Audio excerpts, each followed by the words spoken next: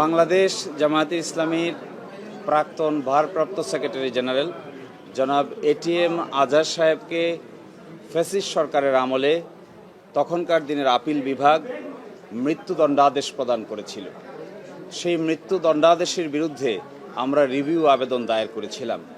সেই রিভিউ আবেদন আজকে আংশিক শুনানি হয়েছে।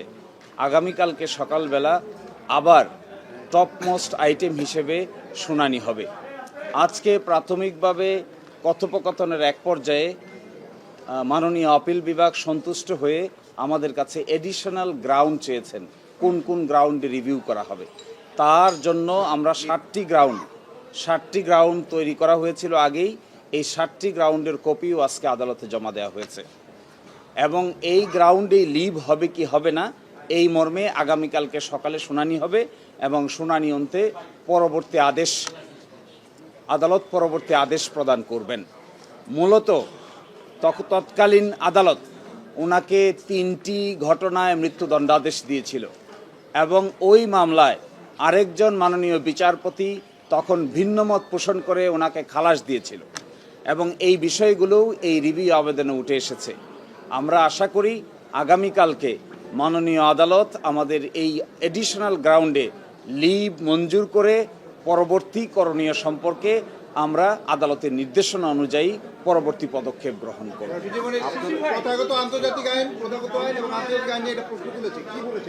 যে এখানে মূল প্রশ্ন উঠেছে যে কাস্টমারি ইন্টারন্যাশনাল ল বা প্রথাগত আন্তর্জাতিক আইন বাংলাদেশের যুদ্ধাপরাধ ট্রাইব্যুনালের ক্ষেত্রে প্রযোজ্য হবে না মর্মে অতীতের আদালত বলেছেন। এটাই আজকে রিভিউ হচ্ছে যে এই যে আন্তর্জাতিক আদালতের আইন এখানে প্রযোজ্য হবে না এই কথা বলে যে রায় দেওয়া হয়েছে শুধু জনাব এটিএম আজহারের ক্ষেত্রে নয়, জনাব কাদের মোল্লা সহ জনাব মতিউর রহমান নিজামী, জনাব কামরুজ্জামান এবং অন্যান্য আলী হাসান মোহাম্মদ মুজাহিদ, জনাব মীর কাশেম আলী, সকলের ক্ষেত্রেই এই যে আন্তর্জাতিক আইনের প্রথাগত বিধান প্রযোজ্য নয় মর্মে রায় দিয়েছে।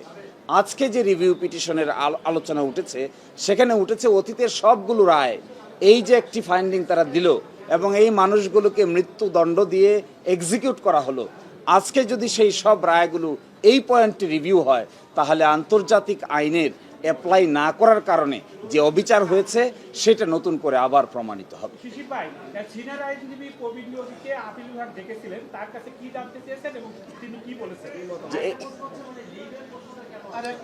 জি, এটা জানতে চেয়েছেন। আপনারা জানেন যে আপিলটি হয়েছিল, এটি যুদ্ধাপরাধ ট্রাইব্যুনালের রায়ের বিরুদ্ধে সরাসরি আপিল দায়ের করা হয়েছিল। ওই আপিলটি খারিজ করে মৃত্যুদণ্ডাদেশ বহাল রাখা হয়েছিল। এখন এসে প্রশ্ন করা হয়েছে যে এই আপিলের বিরুদ্ধে যে রিভিউটি দায়ের করা হয়েছে এখানে কোনো লিভ গ্রান্ট করতে হবে আগে নাকি সরাসরি রিভিউ পিটিশনটি অ্যালাউ করতে পারবে। এই প্রশ্নে সিনিয়র আইনজীবী জনাব প্রবীণ নিয়োগীর মতামত নিয়েছেন। জনাব প্রবীণ নিয়োগী বলেছেন যে লিভ গ্রান্ট করার অতীতের অভিজ্ঞতা আছে। এটিকে বিবেচনা করে আজকে আমরা আরও কিছু আইন কানুন দেখার চেষ্টা করব যে লিভ গ্রান্ট না করেও সরাসরি রিভিউ পিটিশন মঞ্জুর করা যায় কি না। আগামীকালকে সকালে এই আইনের বিধানগুলো মাননীয় আদালতের সামনে উপযুক্ত পন্থায় দায়ের করা হবে। আপনাদের এই আজকের যে বক্তব্য ছিল সেখানে শুধু আইনের বিষয় ছিল না, আরো অন্য বিষয় আমরা দেখেছি, আপনার সিস্টেমিক অ্যাটাক বিভিন্ন বিষয় নিয়ে কথা বলেছেন। যে এখানে কথা উঠেছে যে কাস্টমারি ইন্টারন্যাশনাল ল ছাড়া অর্থাৎ প্রথাগত আন্তর্জাতিক আইনের যে বিধান এই বিধান ছাড়া ইন্টারন্যাশনাল ক্রিমিনাল কোর্টের কোনো বিচার করা সম্ভব নয়।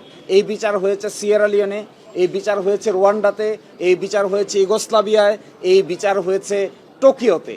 সব জায়গায় ইন্টারন্যাশনাল ক্রাইমস ট্রাইব্যুনাল যারা ছিলেন তারা কাস্টমারি ইন্টারন্যাশনাল লকে অ্যাপ্লাই করে বিচার করেছে।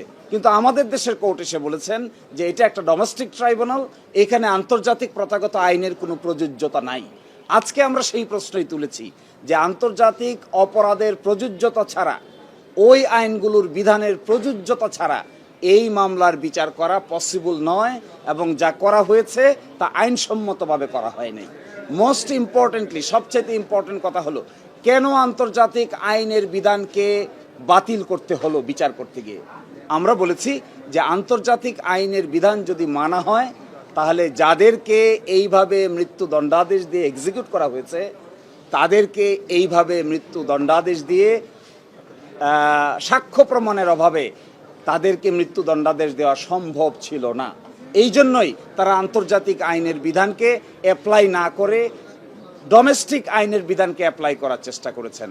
কারণ কি জানেন, আরও ইন্টারেস্টিং বিষয়, কারণ এই আইনে বলা আছে যে সাক্ষ্য আইন এবং ফৌজদারি কার্যবিধি অ্যাপ্লাই করা হবে না। যদি সাক্ষ্য আইন ফৌজদারি কার্যবিধি অ্যাপ্লাই করা না হয় তাহলে বিচারটা হবে কোন আইনে? সেই ক্ষেত্রে আমরা বলেছিলাম customary international law will be applicable, কারণ এই ট্রাইব্যুনালের নাম the International Crimes Tribunal Act, এবং সেটিকে ফলো না করার কারণে আজকে এই সময় এসে প্রশ্ন উত্থাপন হয়েছে কাদের মোল্লা থেকে শুরু করে সকলকেই যেভাবে বিচারের কাঠগড়ায় দাঁড় করিয়ে মৃত্যুদণ্ডাদেশ দেওয়া হয়েছে, এগুলো কাস্টমারি ইন্টারন্যাশনাল ল অনুযায়ী করা হয়েছে কি হয় নাই, এটাই আজকের বিবেচনা বিষয়। ফলে জনাব এটিএম আজহার সাহেবের বিচার হচ্ছে এই কথা ঠিক, রিভিউ পিটিশন হচ্ছে এই কথা ঠিক, কিন্তু প্রশ্ন উঠেছে সকল বিচার ব্যবস্থা নিয়ে, প্রশ্ন উঠেছে সকলের দণ্ডাদেশ নিয়ে। আচ্ছা, জামাতের সেক্রেটারি জেনারেল, আমরা একটু আপনার কাছে জানতে চাই, আপনারা আজকে এসেছেন, এটা কি কোর্টের উপর চাপ প্রয়োগ করার কোনো ইস্যু কিনা, অথবা আপনাদের অনেক কর্মসূচি ছিল আপনি কোর্টকে ঘিরে? ধন্যবাদ। না, কোর্টের উপরে চাপ প্রয়োগের কোনো প্রশ্নই ওঠে না।